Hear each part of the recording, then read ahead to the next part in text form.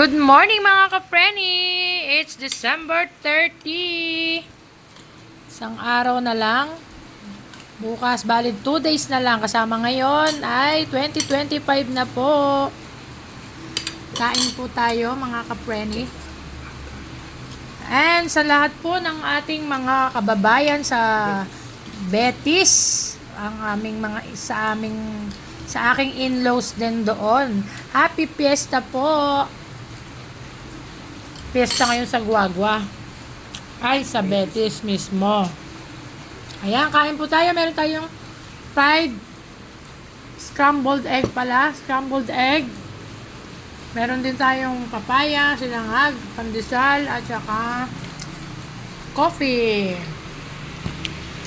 Ayan mga ka-Frenny, maulan ang New Year ngayon. Maulan. Pati yung Pasko.